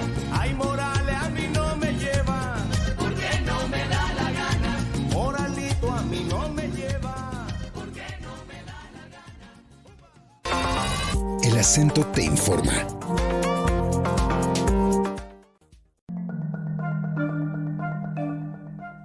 Está usted en El Acento, tu punto de referencia. Usted no olvide, por supuesto, que se puede comunicar con nosotros. Le voy a decir cómo.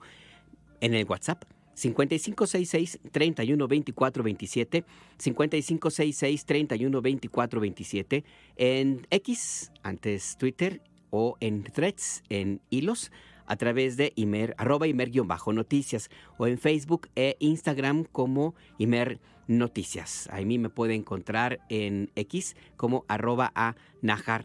Son nuestras vías de contacto para que entre usted en comunicación con nosotros. Recuerde que somos radio pública de usted y para usted. Y aquí seguimos con las noticias. Hoy se define el destino de Álvaro Uribe. El expresidente Álvaro Uribe está sujeto a juicio político, a una audiencia, a un juicio penal, en el cual él podría resultar pues sentenciado por delitos el cual ha sido señalado después de 67 audiencias en los últimos 5 meses en este considerado el juicio del siglo. Hoy se va a saber si el expresidente Álvaro Uribe Vélez es procesado o absuelto por los presuntos delitos de soborno a testigos y fraude procesal. La jueza penal del circuito de Bogotá, Sandra Heredia, dijo que este no es un acto de politiquería, sino un acto de justicia. Vamos a escucharla. La Administración de Justicia, como bien jurídico supremo, no está al servicio de la política, ni de la prensa, ni de la historia. Está al servicio del pueblo colombiano, que exige una justicia imparcial, transparente, libre de prejuicios, firme frente a la presión y diligente. Cualidades que suponen implícitas a la ética que todo proceso de justicia y funcionario al servicio debe tener, sin que debiera ser objeto de suspicacias irresponsables y malintencionadas de quienes pretenden cuestionarlas. Y este día en esta sala queremos decirle a Colombia que la justicia ha llegado. Ha llegado como debe ser, serena, reflexiva, sin manipulaciones, sin arrebatos, pero también sin dilaciones, con la responsabilidad que debe caracterizar naturalmente al sistema al que le ha sido asignada la noble misión de administrarla. Ha llegado después de un proceso garantista, profundamente respetuoso del debido proceso y de la presunción de inocencia.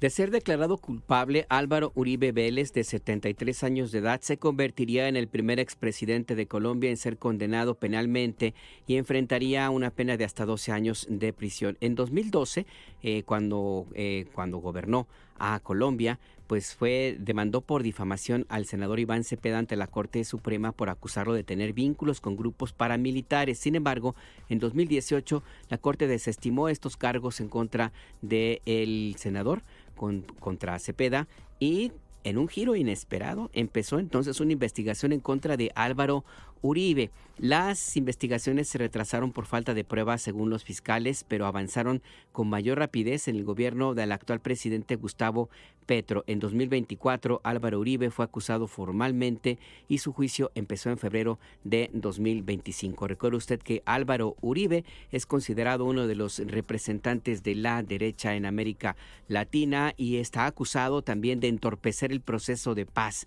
que se inició en los últimos años en Colombia, porque pues Álvaro Uribe pretendía en su momento pues que se perpetuara ese régimen de terror impuesto por los paramilitares que fueron también apoyados en cierta manera durante el gobierno de Álvaro Uribe, quien tampoco hay que olvidar fue el gurú de Felipe del Sagrado Corazón de Jesús Calderón Hinojosa. Álvaro Uribe lo convenció, le dijo que él era el Churchill mexicano y se la creyó Felipe Calderón y así se presentó en nuestro país durante el periodo que usurpó la presidencia de México.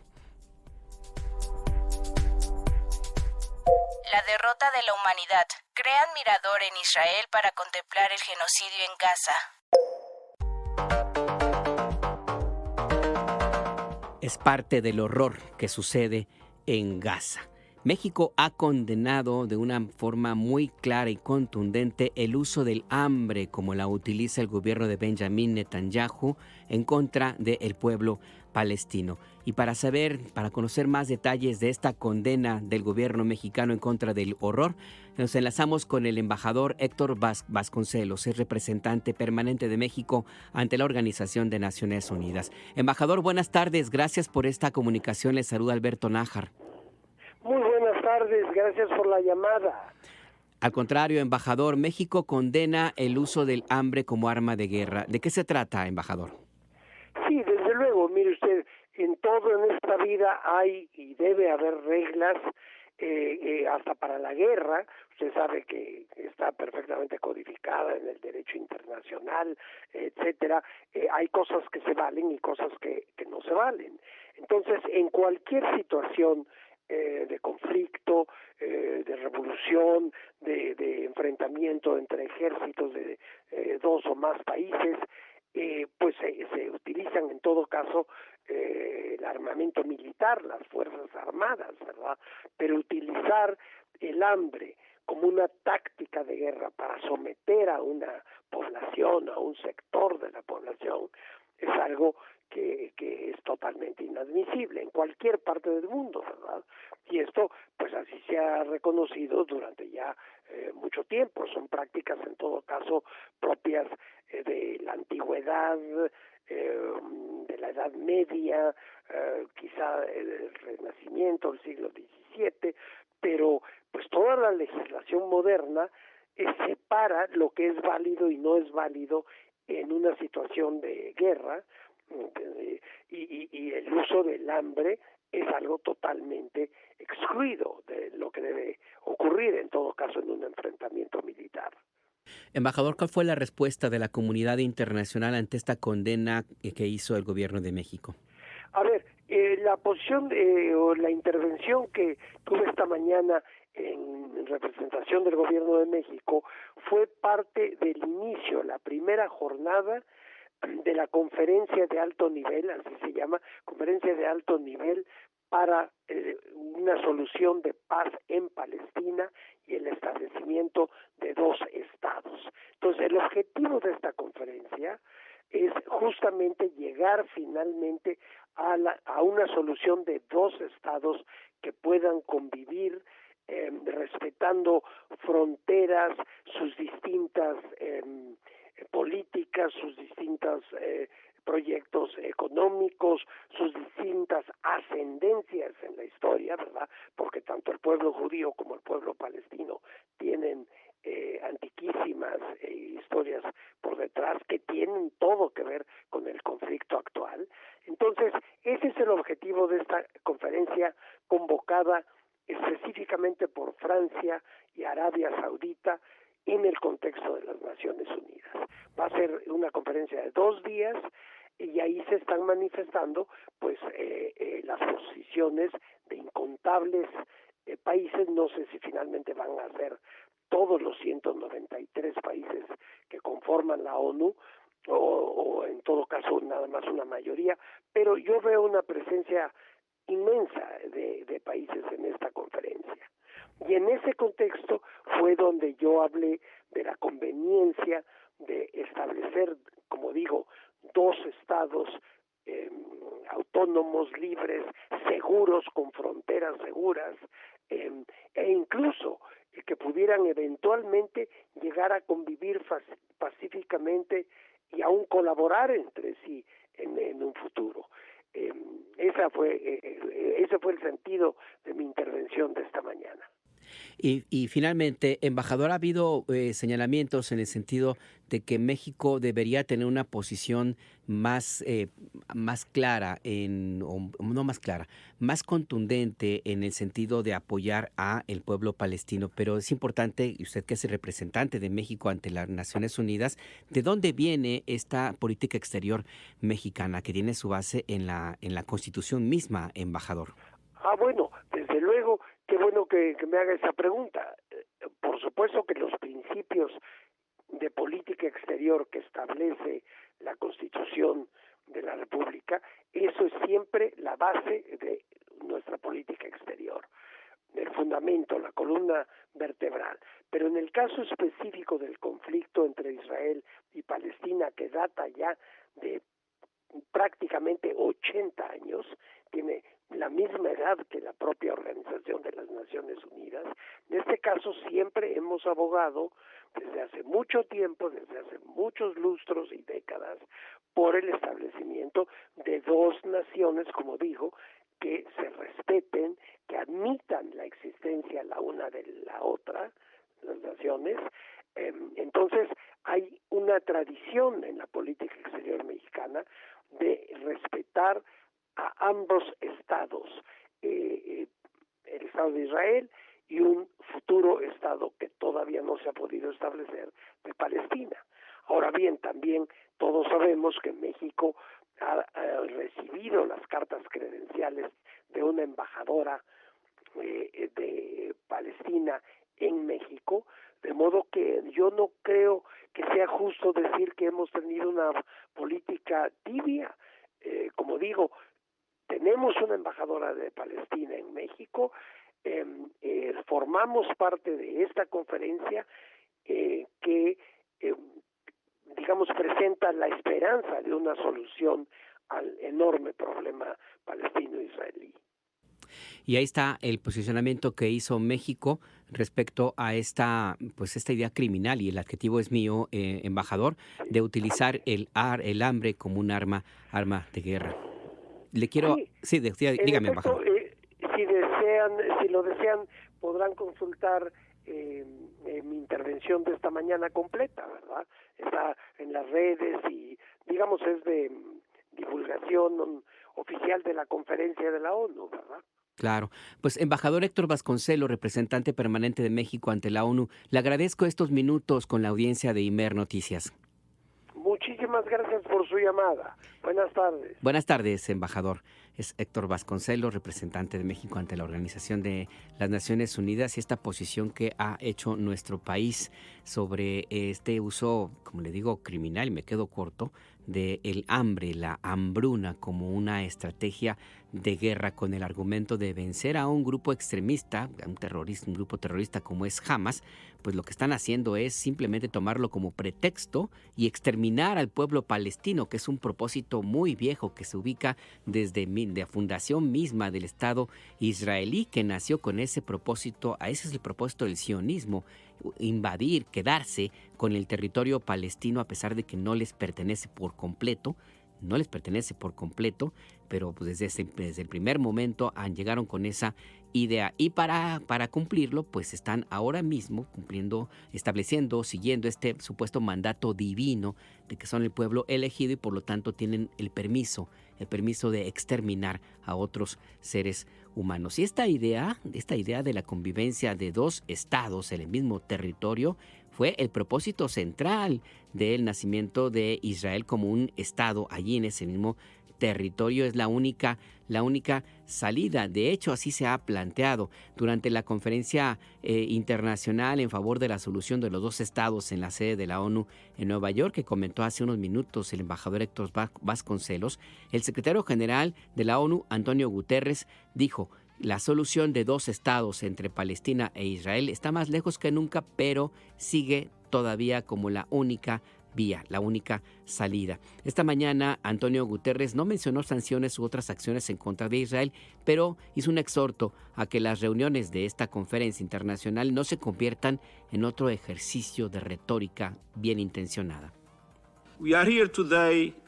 Estamos aquí hoy con los ojos bien abiertos, plenamente conscientes de los desafíos que enfrentamos. Sabemos que el conflicto Israel-Palestino ha perdurado por generaciones, desafiando esperanzas, la diplomacia, innumerables resoluciones y el derecho internacional. Sabemos que el conflicto sigue cobrando vidas, destruyendo futuros, desestabilizando la región y nuestro mundo. Pero también sabemos que su persistencia no es inevitable, puede resolverse. Esto requiere una inmensa voluntad política y un liderazgo valiente, además de una gran verdad. La verdad es que estamos en un punto de quiebre. La solución de dos estados está más lejos que nunca.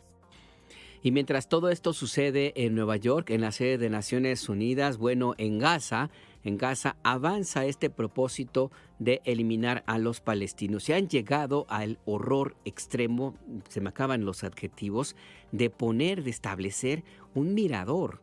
Pusieron un sitio en una zona elevada de Israel para que los israelíes puedan cómodamente, desde allí, sentados, con sillones, en una sombra, con mesas también, con, ¿cómo llaman? Como telescopios, con gemelos, pero sobre todo con telescopios que están ahí instalados, miradores, para que puedan ver cómo asesina Israel a niñas y niños palestinos. Les pusieron un lugar muy cómodo en primera fila para contemplar el genocidio. Llegan al extremo de poner una máquina expendedora de sodas, de refrescos, de agua, de alimentos, de snacks, para que, como si estuvieran en el cine, ver cómo asesinan a niñas y niños palestinos. Ese es lo que sucede. Y esto no son políticos, no son rabinos, no son personajes de la ultraderecha, son ciudadanos israelíes. Es el pueblo israelí que cada vez queda más claro que están en la idea misma, que la comparten, de exterminar al pueblo palestino. Se convierten cada vez más en un pueblo asesino, porque en los mismos señalamientos que han hecho sus gobernantes y que apoya el pueblo de Israel, son exactamente iguales a la llamada solución final, que fue el término utilizado por el gobierno de Hitler para deshacerse de los judíos en las cámaras de gases. Y ahora Israel aplica la solución final nazi en Gaza. Así de claro, no lo podemos llamar de otra manera. Nuestro compañero Luis Camarillo nos ha preparado esta pieza.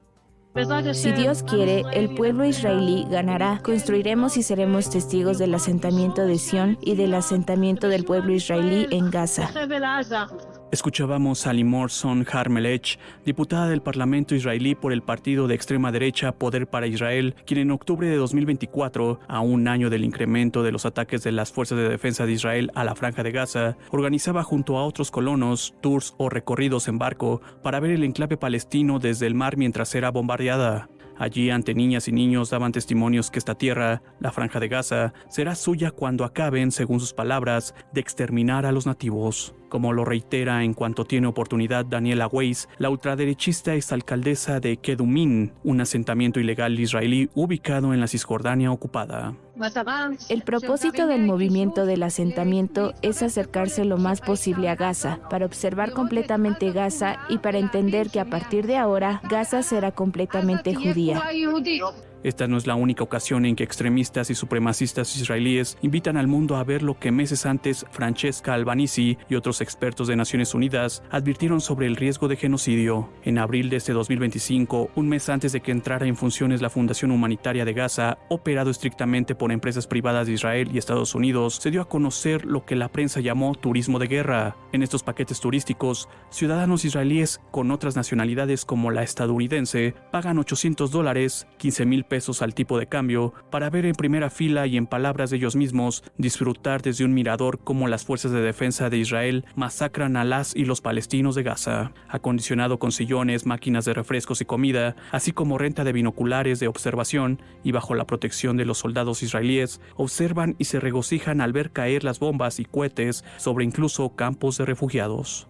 Este es el punto desde el que normalmente hacemos nuestras conexiones en directos. Como ven, es un mirador ahora reconvertido en punto de interés turístico. Detrás tenemos Gaza. Al lado, cada día se agolpan decenas de personas para presenciar con prismáticos en primera persona los bombardeos en Gaza. A principios de mayo de este año, envalentonado por las declaraciones del presidente de los Estados Unidos, Donald Trump, de construir un complejo turístico en la Franja de Gaza, el primer ministro israelí Benjamín Netanyahu confirmó el plan de Israel para apropiarse del territorio de los gazatíes. Estados Unidos tomará el control de la Franja de Gaza.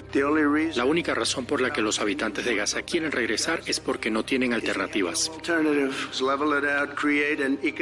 Nivelaremos el sitio y crearemos desarrollo económico, crearemos empleos y viviendas para la gente de la zona.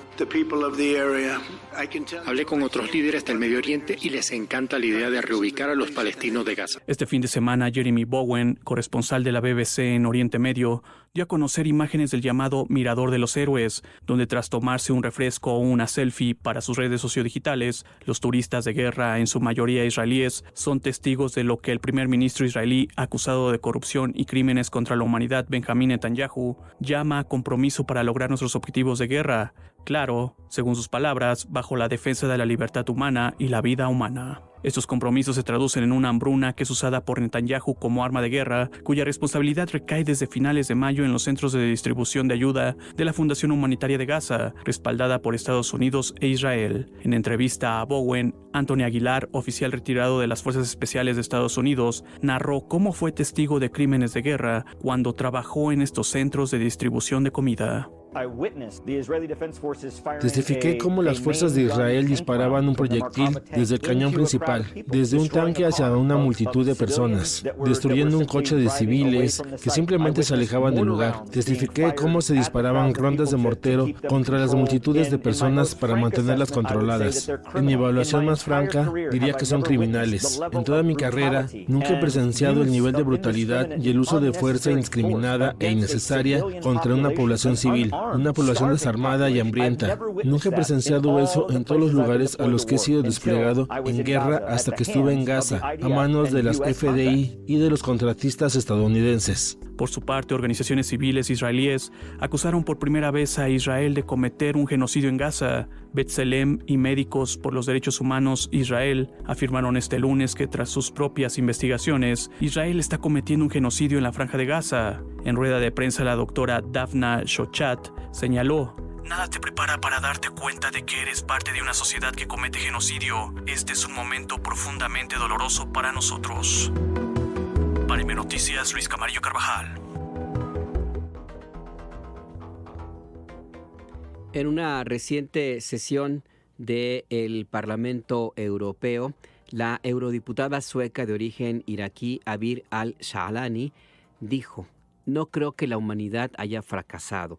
Lo que fracasa es un orden global en el que 5 grandes potencias", y se refería a Estados Unidos, Rusia, China, Reino Unido y Francia, deciden quién vive, quién goza y quién muere, reconociéndose mutuamente esferas de influencia imperial.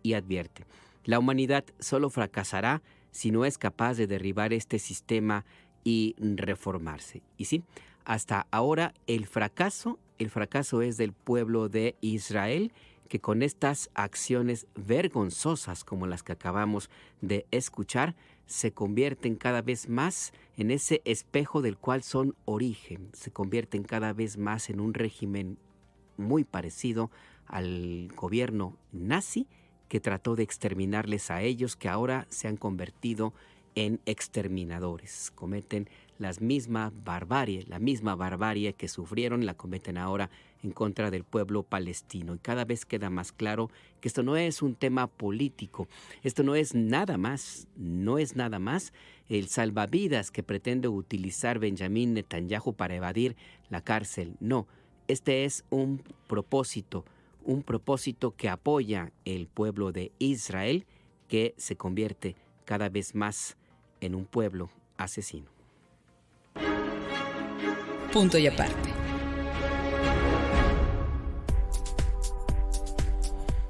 Vamos a información internacional. Uno de los asuntos de la discusión política de las últimas semanas y que es repetido por partidos políticos de oposición son las investigaciones del caso del exsecretario de Seguridad Pública de Tabasco, Hernán Bermúdez Requena, que ha sido vinculado con el grupo criminal conocido como La Barredora. En contra de Hernán Bermúdez Requena existe una orden de captura internacional emitida por la Interpol, por la Policía Internacional, y una alerta en todas las fiscalías y policías de nuestro país. Sobre este punto, de nuevo, la presidenta Claudia Sheinbaum fue interrogada en la mañanera de El Pueblo. Dijo que siguen las investigaciones y que no hay indagatorias, no hay investigaciones en contra del exgobernador y actual senador Adán Augusto López. Y sobre esta comparación que se ha presentado pues en medios de comunicación privados, comerciales, en redes sociodigitales, de pretender equiparar a Genaro García Luna, el mejor amigo y socio de Felipe del Sagrado Corazón de Jesús Calderón Hinojosa y quien ha sido sentenciado por narcotráfico en Estados Unidos, se le ha querido comparar este caso con el de García Luna. La presidenta recordó lo básico. A Genaro García Luna lo premiaron, lo reconocieron y lo defienden todavía algunos de los comunicadores de medios comerciales, medios privados en nuestro país, y lo defendieron y lo defienden todavía algunos académicos, políticos de la oposición. En cambio, a Bermúdez Requena lo persigue la justicia, y la justicia que aplica el actual gobierno de la presidenta Claudia Sheinbaum. Escuchemos. La investigación debe seguir. Recientemente se detuvo a una persona que trabajaba también en la Secretaría de Seguridad del Estado de Tabasco, ya con una orden de aprehensión de la Fiscalía General de la República. Y las investigaciones deben seguir, pero con base en investigaciones, con base en pruebas, no con base en presuntos o en linchamientos mediáticos. Entonces, las investigaciones siguen. La UIF la semana pasada congeló cuentas de empresas vinculadas con esta persona. Nosotros tenemos una responsabilidad, pero es responsabilidad en todos sentidos. Es decir, tienen que seguir las investigaciones y no se puede acusar a nadie hasta que no se demuestre lo contrario. Ahora toda la derecha, ¿no?, está con este tema. ¿Quién detiene o quién abre la investigación y la orden de aprehensión contra este personaje? Nosotros. Me refiero al momento en que estamos viviendo en el gobierno. Porque quieren ponerlo como si fuera García Luna. No, a García Luna lo premiaban y lo premiaban y lo premiaron hasta el último minuto. Bueno, quizás cuando dicen eso, doctora, es porque se critica mucho que era obvio que Calderón sabía de García Luna, como también puede ser obvio que Adán Augusto supiera. Por eso tiene que seguir las investigaciones. Y él ya dijo, que me pregunten lo que yo sepa, lo voy a decir. Pero es muy distinto al que sigue premiando a García Luna y el que sigue hablando bien de García Luna, ¿no? Porque yo no los he oído a ellos hablar nada sobre García Luna, no dicen nada. Al revés, ¿no? Dijo Calderón hace poco que no se arrepiente de nada. Lo dijo, ¿no? Sí. Entonces es distinto. Y aquí siguen las investigaciones. Entonces no se puede responsabilizar a alguien hasta que no se demuestre lo contrario. ¿Pero usted considera que el liderazgo de Adán Augusto es sólido en el Senado? Sí, pues ahí están los senadores. Sí.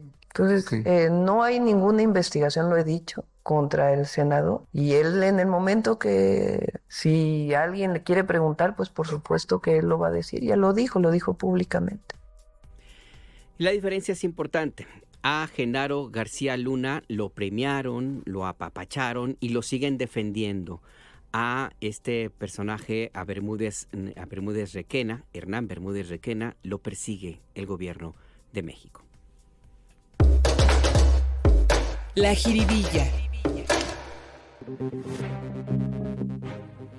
Y mire, ya que hablamos ahí de estos personajes, bueno, el jiribillazo del día de hoy se lo dedicamos a Rubén Moreira. Es diputado federal del PRI, fue gobernador de Coahuila, quien compartió en sus redes sociodigitales 2 videos. Se subió al Tren Maya y está ahí diciendo: aquí nadie se sube, el vagón está prácticamente vacío, y dice: pues que no hay nadie con una forma pues muy mañosa de decir que este proyecto, que ya no es proyecto, que ya es una realidad, que es el Tren Maya, pues simplemente no opera o no funciona como se dice que funciona. Este primer video lo compartió en un viaje que hizo desde el tramo Calakmul-Escárcega en Campeche. Rubén Moreira dijo que por cada peso que se cobra de pasaje se requieren 25 pesos de subsidio, lo cual es falso. Rubén Moreira también compartió otro video desde el tramo Bacalar-Chetumal en Quintana Roo, y pues ahí dijo básicamente pues que no funciona el ferrocarril, que no se sube nadie. Y pues la verdad es que esto no es así, porque en realidad el Tren Maya está lleno casi todo el tiempo. Es muy difícil conseguir boleto.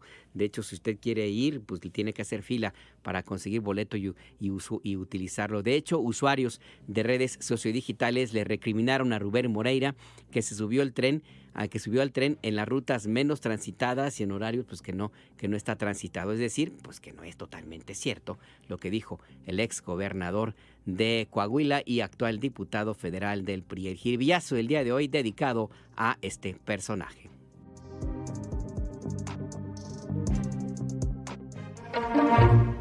La mentira nuestra de cada día.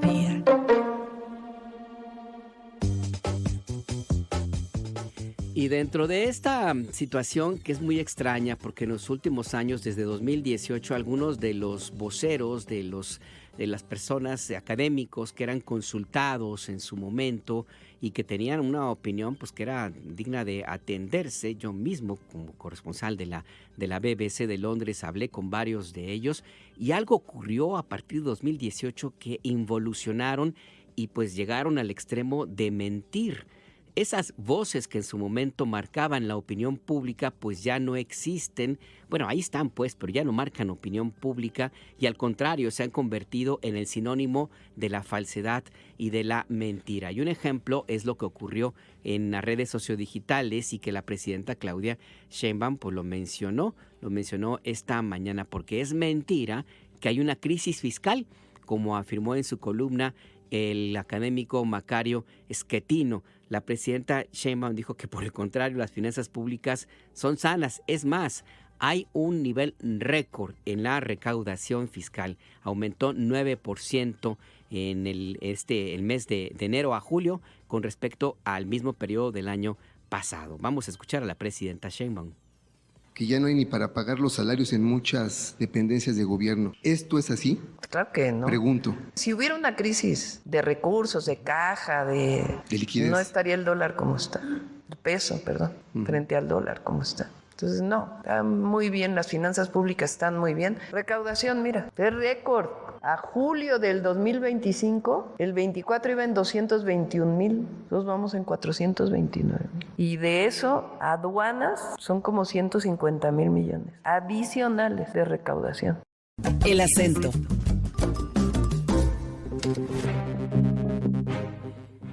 Ya entramos a la corre y corre porque ya se nos va a acabar el tiempo, y por eso mismo le quiero comentar otro dato que también es importante. La presidenta Claudia Sheinbaum se refirió a el propósito del gobierno de México de fortalecer a los medios públicos. Escuchemos. La mayoría de las personas que están contratadas por los medios públicos cobran por honorarios desde hace muchísimo tiempo. Entonces, incluso estamos revisando, porque hay personas que llevan muchísimo tiempo trabajando y no tienen prestaciones sociales trabajando en los medios públicos. Entonces, estamos revisando la manera en que se contrata a los medios públicos. El retraso que ocurrió en Canal 11 en particular tuvo que ver con la forma en que están contratadas y todos los trámites que se tienen que hacer para el pago. Entonces, hay recursos, hay todo. Lo que hubo es un retraso en la parte burocrática, digamos. Estamos revisando para que no pueda haber este retraso, pero también estamos revisando la manera de fortalecer a los medios públicos, pues para que la gente que trabaja en medios públicos pueda tener pues una mejor condición laboral y se fortalezca con ello. Porque todo el mes de julio, pues ya parece que no. No, ya se resuelve lo del pago a ellos. Eso, hay recursos, hay todo. Lo que hubo fue un retraso en la parte administrativa y se les va a pagar pagar porque se les tiene que pagar. Estamos revisando para que no vuelva a haber este retraso, pero además estamos revisando pues todo lo que tiene que ver con los recursos públicos a los medios públicos y la contratación de todos aquellos que trabajan en los medios públicos para que sea de una mejor manera. No, sí, a ver, pregúntale a Berta Gómez cuándo se va a pagar a los compañeros, porque el viernes me informaron que ya, a los de Canal 11 mañana, me dice Mari. En otra información le comento que el gobierno de Ciudad de México entregó en el Monumento a la Revolución 9,400 apoyos económicos a mujeres embarazadas. ¿De qué se trata? Hazel Zamora, buenas tardes, cuéntanos. Así es, muy buenas tardes, Alberto, y al auditorio que nos acompaña. Pues esta mañana en el Monumento a la Revolución, la jefa de gobierno, Clara Brugada, encabezó la entrega de apoyos económicos del programa Mujeres Sanas, Infancias Protegidas, que busca asegurar la salud materna y el bienestar de la primera infancia. Un total de 9,400 mujeres embarazadas en la Ciudad de México recibirán 1,200 pesos bimestrales a partir de sus primeros 3 meses de gestación. Brugada explicó que como parte del programa, también personal de la Secretaría de Salud visitará a las beneficiarias en sus domicilios para ofrecer charlas sobre señales de alarma durante el embarazo, salud mental, alimentación adecuada e invitarlas al Club del Embarazo y de la Lactancia en sus unidades médicas. También se dará seguimiento a las mujeres para que completen el tamiz metabólico y auditivo neonatal. Escuchemos a la jefa de gobierno. En esta ciudad ninguna mujer está sola. Hay un gobierno que las acompaña en cada momento. Y la salud materna es una prioridad. Está demostrado que el acompañamiento adecuado reduce riesgos, salva vidas y mejora el desarrollo infantil. Así que una mujer sana es el inicio de una infancia segura. Y bueno, la mandataria señaló que este programa forma parte de la construcción del primer sistema de cuidados en el país y del reconocimiento a la labor de las mujeres en el sostenimiento de los hogares. Asimismo, adelantó que la próxima semana presentará, junto a la Secretaría de Bienestar, una iniciativa de ley para formalizar este sistema de cuidados. Vamos a escucharla. Serán la primera generación de madres que contarán con el primer sistema público de cuidados del país. Aquí en la Ciudad de México estamos trabajando mucho para impulsar la Casa de las 3 R's, que significa la primera R, reconocer, darle valor a lo que históricamente se ha invisibilizado, que es el trabajo de los cuidados. Y bueno, por su parte, la secretaria de Bienestar e Igualdad Social, Araceli Damián, indicó que la meta del programa es llegar a las 90,000 mujeres embarazadas que hay en la capital. Además, en el caso de las mujeres adolescentes embarazadas, no se aplicará restricción alguna respecto al número de semanas de gestación para recibir este beneficio económico. Esta es la información que les tengo, Alberto. La información muy puntual. Muchas gracias, Hazel Zamora. Que tengan excelente día. Hasta luego. Hasta luego, que tengas una buena tarde. En más información le comento que este martes, madres y padres de los 43 normalistas de la Escuela Normal Rural Isidro Burgos de Ayotzinapa, quienes están desaparecidos desde 2014, se van a reunir con la presidenta Claudia Sheinbaum. Van a plantear una agenda que tiene 3 temas clave: la entrega de más de 800 folios militares, la extradición de Tomás Cerón de Lucio, quien fue el director de la Agencia de Investigación Criminal y creador, entre otros personajes, de la llamada verdad histórica, y la declaración de la exjueza Lambertina Galeana. A casi 11 años de la desaparición, se van a cumplir el 26 de septiembre próximo. Las familias de los estudiantes desaparecidos demandan además que se profundicen las líneas de investigación que involucran al ejército y que regrese el grupo interdisciplinario de expertos independientes, el GIEI. Ahí pues lo que van a plantear mañana en esta reunión programada con la presidenta Claudia Sheinbaum, y que pues ya ha sido también anunciada por la misma presidenta en la mañanera de El Pueblo. Por cierto, le comento que bueno, hay la que está la comparecencia de Jimena Pichel, quien ha sido conocida en redes sociales como Lady Racista, que comparece en instalaciones del Poder Judicial en una audiencia que tendremos el resultado en las siguientes emisiones de Imer Noticias. Por lo pronto, nosotros ya nos vamos. Le quiero agradecer que nos haya acompañado en El Acento, tu punto de referencia. Le recuerdo que a las 6 de la tarde hay otra cita en SPR Informa, tu punto de referencia, con Gustavo Ramírez, y mañana a las 7 de la mañana en punto, Entre Líneas, tu punto de referencia, con Adriana Estela Flores. También usted puede tener este y otros servicios informativos en nuestra página de YouTube en Imer Noticias, así se llama, Imer Noticias. Y le recuerdo también que a las 10 de la noche le espero con Azul Alzaga en la televisión pública en punto de referencia, el noticiario de la televisión pública de nuestro país. Nos despedimos con Alex Lora, que a pesar de su involución ideológica sigue siendo un muy buen cantante. Compartimos el mismo cielo, compartimos el mismo anhelo, compartimos el mismo tiempo y el mismo lugar. Fuimos parte de la misma historia, íbamos en la misma prepa. Yo siempre fui una lacra y tú eras del cuadro de honor. Las piedras rodando se encuentran y tú y yo algún día nos sabremos encontrar. Mientras tanto, cuídate y que te bendiga Dios. No hagas nada malo que no hiciera yo.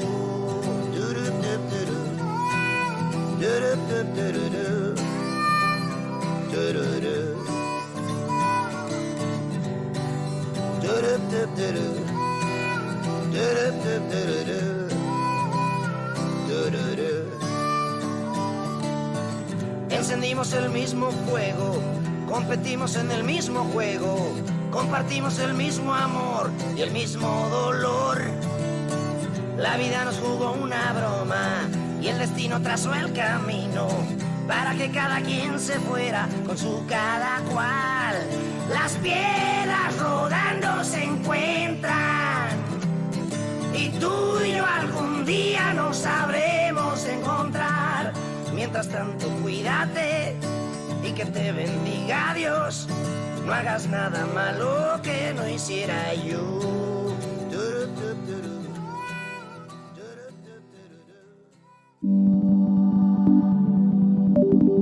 Imer Noticias presentó El Acento con Alberto Nájar. Tu punto de referencia. Las opiniones aquí expresadas son responsabilidad de sus autores y no representan la posición editorial de Imer Noticias.